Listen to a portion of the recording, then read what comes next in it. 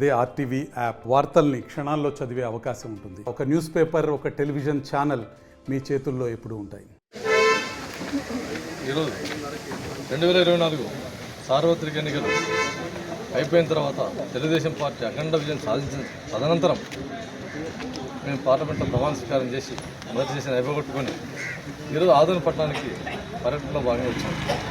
ఎందుకంటే ఇక్కడికి ఆదోనికి రావడానికి ముఖ్య ఉద్దేశం అంటే ఆ రోజు ఈ ఆదోనిలో మేము ప్రచార పర్వంలో భాగంగా ఏమైతే చెప్పామో ఈ ఆదోని మెడికల్ కాలేజ్ మాకు ఉన్నటువంటి మొట్టమొదటి సమస్య కాదు.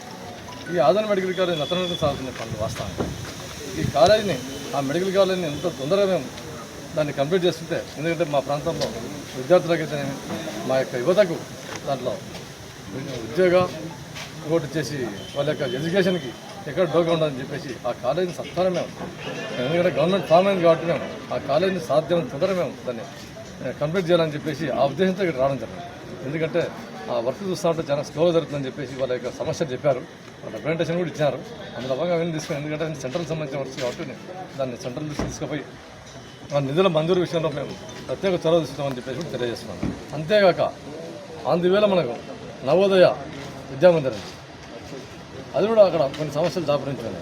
అప్పుడు సెంట్రల్ సంబంధించిన ఇష్యూ కాబట్టి అక్కడ కూడా వాళ్ళ సమస్యలు కూడా అని తెలుసుకోవడం జరిగింది. ఎందుకంటే మన గవర్నమెంట్ వచ్చిన తర్వాత వీళ్ళకంతా చెప్పాం, మాట ఇచ్చాం ప్రజలకంతా ఈ ప్రాంతంలో ఉండే సమస్యలు ప్రతి ఒక్కటి మేము పరిష్కరిస్తామని చెప్పి ఆ పరిష్కారంలో భాగంగానే ఈరోజు నేను ఆదోని పర్యటన రావడం జరిగింది.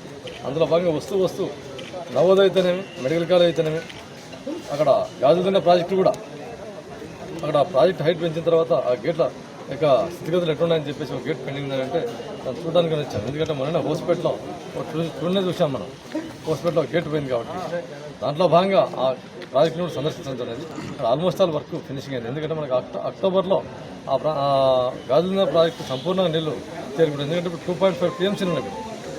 ఇక ఆనంద కాలంలో అయితే ఒక నెలలో అది 4.5 TMCకి వెళ్ళిపోతుంది. కాబట్టి గేట్లు మనం చాలా భద్రపరచుకునే ఆవశ్యకత ఎంతైనా అందులో భాగంగా ప్రాజెక్టును సందర్శించాము. అదేగాక ఈ ఆదోని ప్రాంతం అయితేనేమి, ఎమ్మెల్యే ప్రాంతం అయితేనేమి, ఈ ప్రాంతం అంతా ఫ్లాట్ ఏరియా కాబట్టి ఇరిగేషన్ పరంగా ఏం చేయాలని చెప్పేసి కూడా ఆలోచన చేస్తూ ఉన్నారు ఇక్కడ ప్రాంతవాసులతో కూడా. కాబట్టి మేమేమంటే ఈ ఎలక్షన్లో ఏమైతే మాట ఇచ్చామో దానికి మేము కట్టుబడి ఈ రాబోయే ఈ 5 సంవత్సరాల పీరియడ్లో ఖచ్చితంగా ఇరిగేషన్ పరంగా, ఉపాధి పరంగా ఈ ప్రాంతాన్ని డెవలప్ చేస్తామని చెప్పేసి తెలియజేస్తున్నాం. మరిన్ని వీడియోస్ కోసం ఛానల్ ని సబ్స్క్రైబ్ చేయండి. లేటెస్ట్ అప్డేట్స్ కోసం వాట్సాప్ ఛానల్ ని ఫాలో చేయండి. అండ్ లింక్ డిస్క్రిప్షన్ లో ఉంది.